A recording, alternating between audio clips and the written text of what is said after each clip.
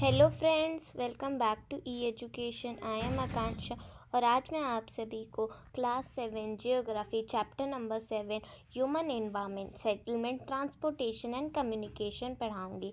तो इस वीडियो में जो है हम फर्स्ट पार्ट कवर अप करेंगे इस चैप्टर का। सेटलमेंट एक ऐसा प्लेस है जहाँ पे लोग जो है अपने हाउसेस बिल्डअप करते हैं और हाउसेस जहाँ पे होते हैं लोग वहाँ पे परमानेंटली रहते भी हैं। अब जैसे कोई कहते हैं कि मैं तो 10 साल से रह रही हूँ यूपी में, तो उसका यूपी जो है वो सेटलमेंट है।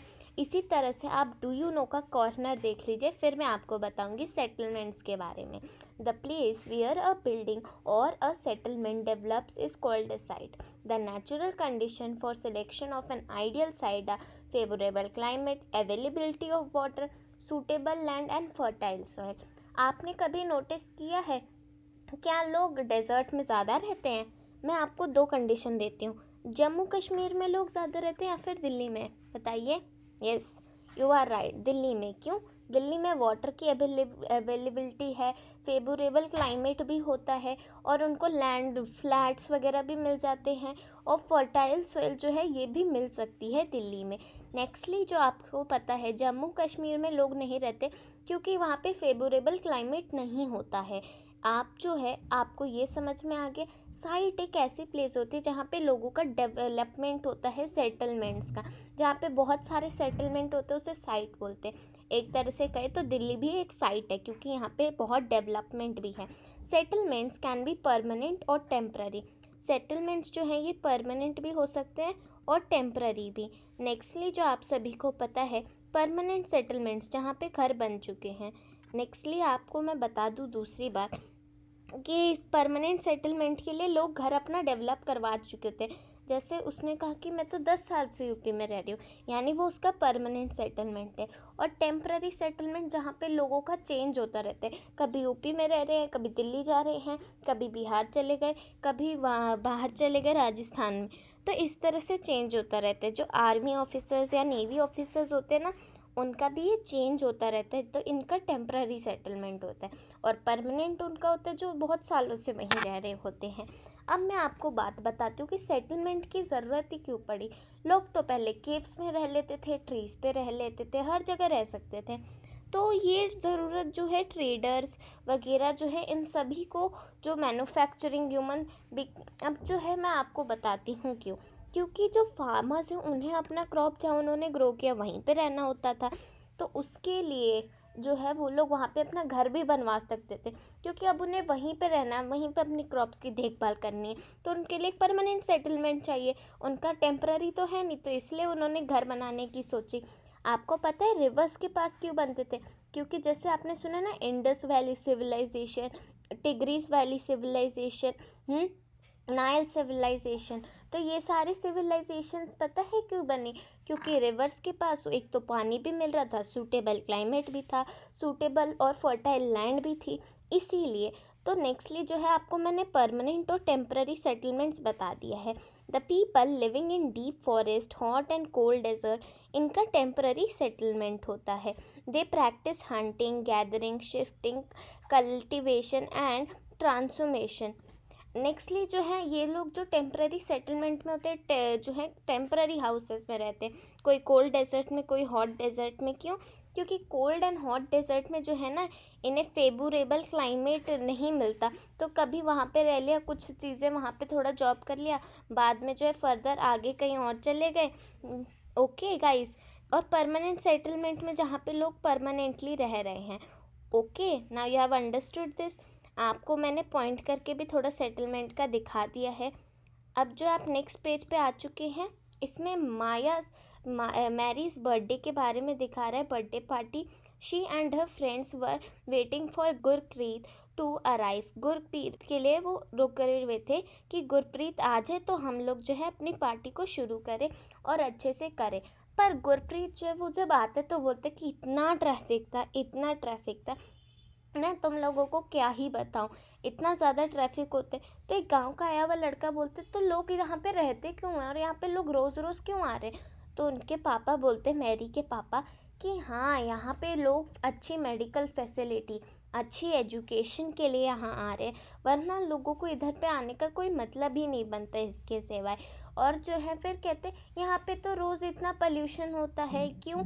तो कहते लोग की संख्या यहाँ पे इंक्रीज़ हो रही है, फैसिलिटीज़ के लिए लोग आते जा रहे हैं, तो व्हीकल्स भी इंक्रीज़ होते जा रहे, तो पोल्यूशन बढ़ते जा रहे। तो एक फार्म जो गांव का बच्चा होता है प्रसाद, वो बोलते हैं कि भले ही हमारे गांव में अच्छी फैसिलिटी ना हो, अच्छा जो है हमारे घर में घर ना हो, इतनी डेवलपमेंट ना हो, पर कम से कम वहाँ पे बहुत जगह शुद्ध हवा तो है। ये कहता है वो गांव के बारे में। अब यहाँ पे आपको ग्लॉसरी दिख रही है, transhumance. It is a seasonal movement of people who rear animals move in search of new pastures according to changes in the season। अब जो ट्रांसमूव्स होते हैं कि वो लोग होते हैं जो रेयर करते हैं एनिमल्स को। ये लोग यहाँ से वहाँ मूव करते रहते हैं पर्टिकुलर सीज़न में किसी भी एनिमल को वो हंट करने के लिए।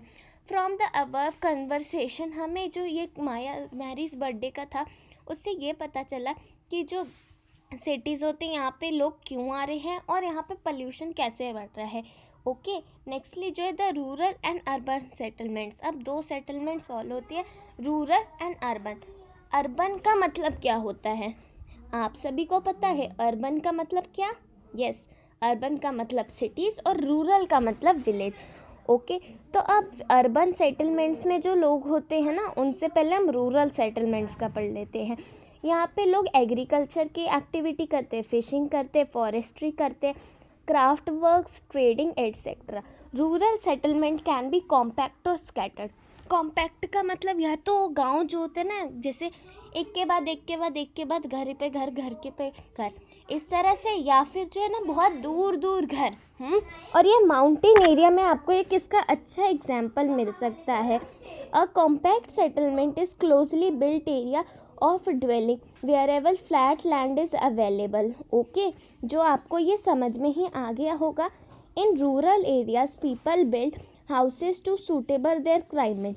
अब यहाँ पे जो लोग हैं ना अपने क्लाइमेट से सूटेबल बनाते हैं, क्यों?